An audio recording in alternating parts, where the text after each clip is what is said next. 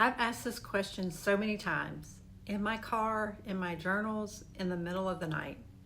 Is this God, or is this just me wanting something so badly I've convinced myself that he said yes? If you've never asked yourself that, I'm not sure we could be friends. But seriously, almost every woman I know who is serious about walking with God has wrestled with this. So today I'm going to answer this as honestly as I can, not with a clean little checklist, but with what I've actually learned. I didn't get clarity from analyzing it more. I got it from going back to what he already said about me and about this.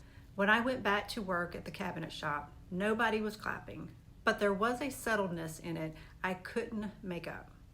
I didn't go back into the workforce after being a stay-at-home mom for 25 years to build a business or some fancy brand.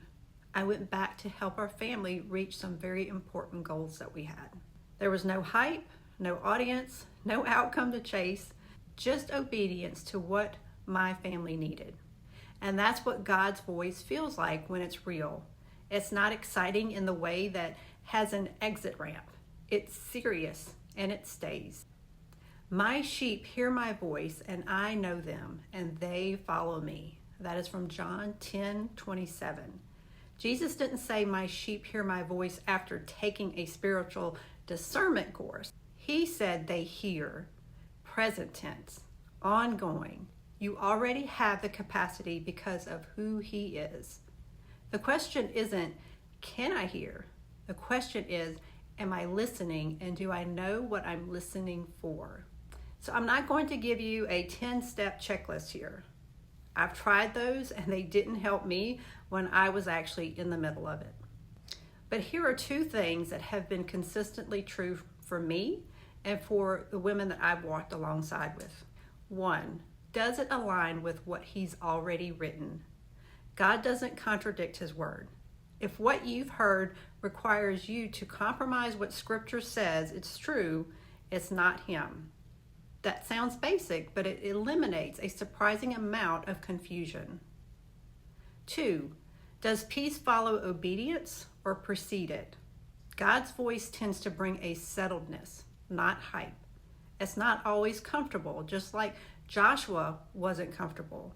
But there is a difference between the resistance of fear and the absence of peace. When I'm talking myself into something, there's an anxious hustle underneath it.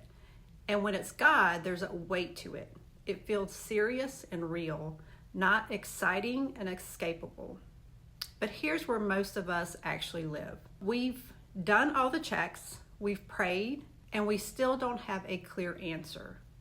That's not a faith problem. That's where obedience starts. So be honest with God and simply pray. I don't know if this is you. I want to obey, but I need clarity. Close the door if this is not you, Lord. Stay in your community. The enemy does not like accountability. Isolation is rarely where God clarifies. I want you to take the smallest faithful step you can without full certainty. Clarity often comes when you're in motion, not while you're waiting. Here's the thing I want you to hold on to today. John 10:27 says, you hear his voice. Not you might, not you will eventually, you hear it. That's already true about you today. The work is less about getting a louder signal and about turning down the noise of comparison, the noise of urgency, the noise of other people's expectations. Get quiet enough, long enough, and he will make it clear. He always does. So drop your question in the comments. Is this God or is this me? And I will read every one. If you want to go deeper on this, I have a full teaching on hearing God in the confusion on my Substack. The link is below. It's free to subscribe to get the post. And my paid subscribers get daily devotionals and a deeper walkthrough of the series that I'm going through right now. I'm Katina Henley. Till next time, walk faithful.